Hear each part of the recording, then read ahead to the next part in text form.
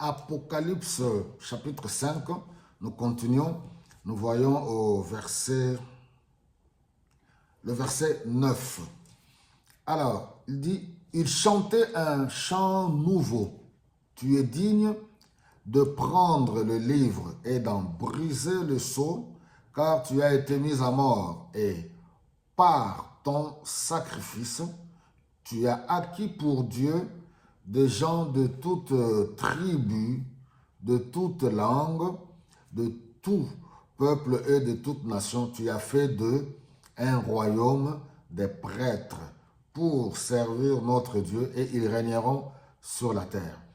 J'ai regardé encore et j'ai entendu la voix d'une multitude d'anges. Il y en avait des milliers, des dizaines, des milliers.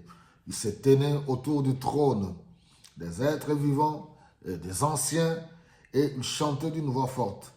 L'agneau qui a été mis à mort est digne de recevoir la puissance, la richesse, la sagesse et la force, l'honneur, la gloire et la louange. J'ai entendu aussi toutes les créatures dans le ciel, sur la terre, sous la terre et dans la mer, les créatures de l'univers entier qui chantaient à celui qui siège sur le trône et à l'agneau soit la louange, l'honneur, la gloire et la puissance pour toujours. Les quatre êtres vivants répondaient Amen et les anciens s'agenouillèrent et adorèrent. Alléluia. Quelle vision extraordinaire. Même en lisant ce texte, les mots manquent pour commenter, pour apporter un commentaire ou des commentaires de plus.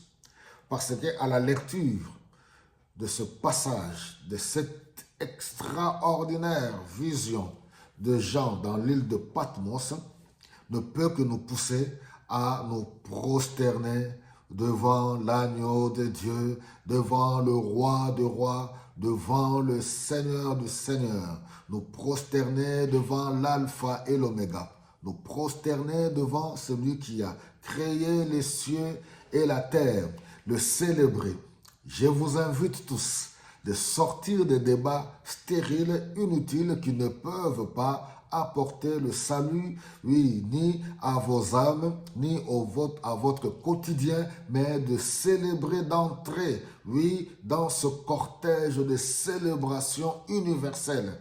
Oui, toutes choses doivent adorer celui qui a créé les cieux et la terre. Alléluia. Comme je dis dans le message précédent, c'est par le sacrifice de Jésus-Christ à la croix de Golgotha que nous comprenons le sens ou le projet de Dieu pour l'humanité. Par l'œuvre de Jésus-Christ à la croix, non pas par une coutume, non pas par une tradition, n'est pas par une philosophie, n'est pas non plus par une religion quelconque, si bonne qu'elle peut être.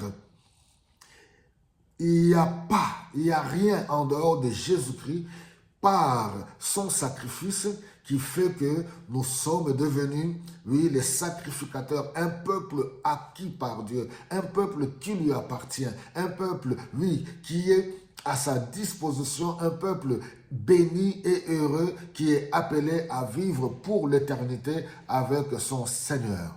Voilà, mes bien-aimés, qu'est-ce que je peux dire encore de plus? Si ce n'est qu'à nous inviter, venons et célébrons celui qui est assis sur le trône. Il mérite louange, honneur, gloire pour l'éternité. Voilà, une symphonie universelle. Gloire et louange à toi, notre Dieu. Soyez tous bénis et à très bientôt.